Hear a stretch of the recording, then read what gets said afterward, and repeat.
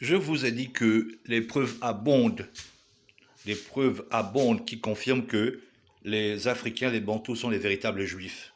Et donc, je vais dire les choses très simplement pour que vous puissiez donc être capable de les répéter, n'est-ce pas?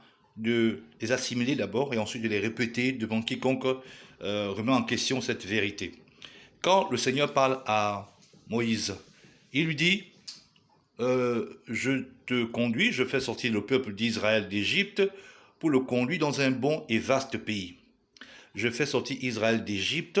Il parle bien d'Égypte, il ne parle pas de Goshen, là où les enfants d'Israël habitaient, parce que Israël avait reçu un territoire qui est Goshen, comme un quartier qui était spécialement pour eux, Goshen.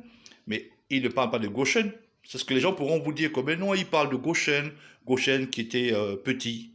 Non, il parle, je vous ai fait sortir d'Égypte, voilà. Et donc, je fais sortir Israël d'Égypte pour les conduire dans un bon et vaste pays.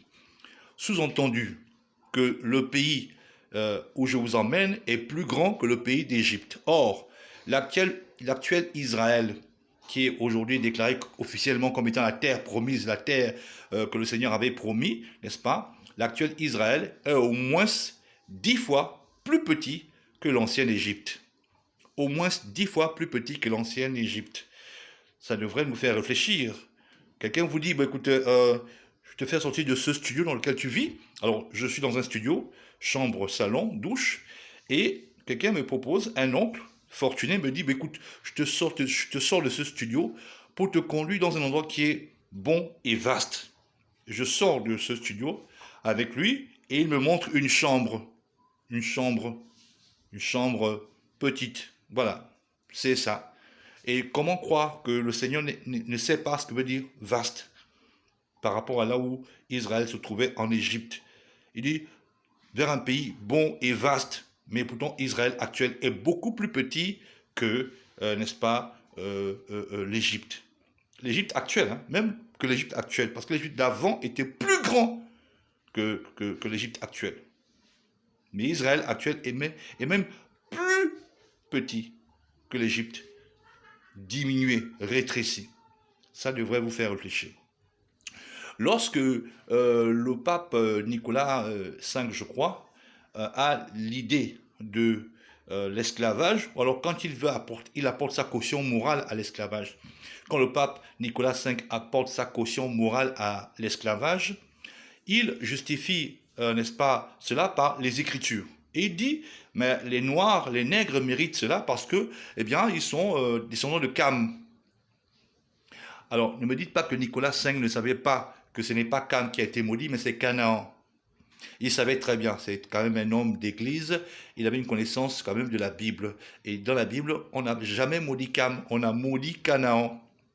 Et donc, lorsque il permet que les bateaux se dirigent vers l'Afrique centrale, il était en train de montrer, sans le savoir, ou alors, disons, d'une manière maladroite, il montrait où se trouvait le pays de Canaan. Les bateaux ne sont pas allés ailleurs, ils sont partis de l'Europe, n'est-ce pas, pour l'Afrique centrale notamment, avec l'idée que ce sont les descendants de Cam, et donc la Bible dit que Cam devait devenir esclave, et donc allez-y. Mais il savait très bien que ce n'étaient pas les descendants de Cam, ce n'étaient pas les Camites de manière générale qui ont été maudits, mais c'était précisément les Cananéens qui ont été maudits. Donc quand ils partent d'Europe avec la bénédiction du pape Nicolas V vers l'Afrique centrale, ils étaient en train de montrer en cachette que voilà surtout le pays de Canaan, celui qui a été réellement maudit et ses descendants. Mais en plus, la Bible dit clairement que le pays de Canaan avait été pris, récupéré par les enfants d'Israël. Donc quand ils partent d'Europe pour le pays de Canaan, ils savent très bien qu'ils vont vers les Israélites. Ils étaient dans la désobéissance et le jugement tombait sur eux. Donc comprenez, si c'est un peu compliqué, je ne sais pas. En commentaire, allez-y. Mais s'il vous plaît, je répète et je réitère cette information, cette vérité. C'est mon combat pour faire comprendre à vous, les Africains, les Noirs, les Bantous, que vous êtes le vrai peuple d'Israël. Soyez bénis et pensez à vous abonner, s'il vous plaît. Que le Seigneur vous bénisse. Ça nous encouragera, en tout cas, ça nous encouragerait de savoir qu'on est écouté, qu'on est suivi. Soyez bénis et à la prochaine.